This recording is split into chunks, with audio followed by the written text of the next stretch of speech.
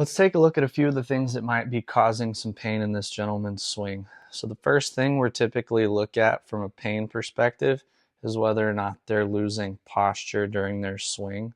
For him specifically, we're going to be looking at, is his spine angle changing a lot?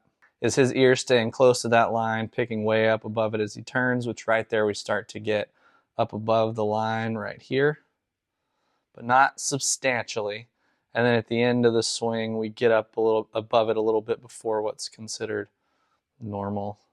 That can complicate matters and cause people to have some back pain because the low back and pelvis crunch together a little bit. One of the other really important things we look at is how well they're doing staying back away from the ball. People who push towards the ball have higher instances of back pain. We want to see his hips get behind this line to the left of it during his backswing, and then he gets back directly on the line where he is now about the time he gets to the ball. And then again, as he finishes his swing, that he gets back behind this line.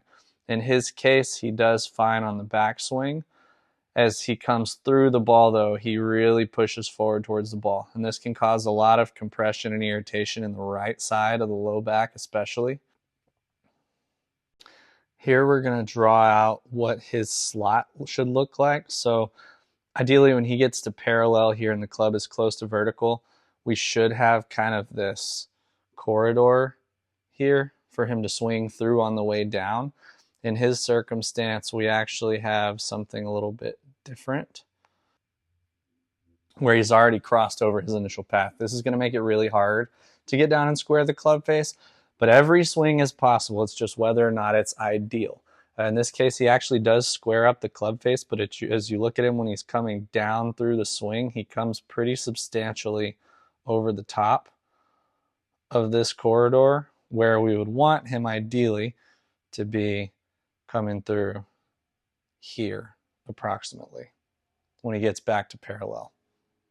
Let's take a look at him from face on because that's where we're going to see a lot of things really become clear here. At the top of the backswing right here, is he going into a reverse spine angle? So if we put a little box around his pelvis, a little box around his head, what we want to see if we connect the center of these two boxes is that we've got a line that's slightly slanted that way instead of one that's slanted this way.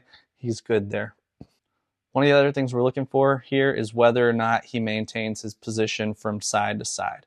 So we want to see that he stays pretty well posted around this leg and doesn't scooch himself across this line here. We also want to see that he gets close to the vertical line here when he finishes through his swing to make sure that he's shifting his weight appropriately and not staying on his back leg. So what we're going to see during his swing is he actually posts up quite nicely and stays close to that line on his trail leg, but he never gets his weight forward. So where he should be ending up closing down this space here and getting his shoulder close to it throughout the swing, he's actually staying well back. And this is called hanging back and can cause a lot of trail side low back issues. Can also cause some issues with not hitting the ball cleanly. Now, he's not complaining of any forearm pain. That's something that could become an issue hitting off of artificial turf really frequently. You'll notice here the amount of lag that we have here compared to this arm. And when we get down to the bottom, it's 100% gone. And as a matter of fact, you can see his wrist has already broken at the bottom before he gets to the ball.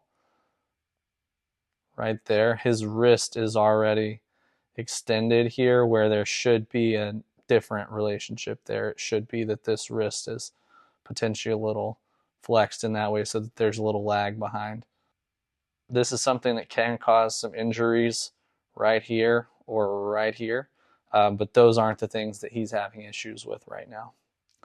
Now, when we did a physical assessment on him, one of the things that we saw is that he was generally limited in flexibility, but especially in his upper back and in his ability to rotate over his hips. You'll notice his feet aren't perfectly pointed forward here, which is okay. Some golf instructors are actually going to have you point that toe towards the screen even a little bit more. But what you're going to see at the end of his swing is, because he doesn't have the range of motion to deal with it, his whole body is actually going to spin out, and you're going to see both feet having reset. That's not necessarily a problem. It's actually just a compensation your body will make, but overall you're going to have more luck staying out of pain and hitting the golf ball well if this isn't necessary for you. I do free events all the time in Mansfield, Arlington, Grand Prairie, where I break down swings for people or do quick physical fitness screenings to make sure that they're healthy and safe to be playing golf and to be playing at their best. If that's something you're interested in, either leave us a like here, follow us on Facebook, or join the newsletter on our website so that we can give you that information when they come up.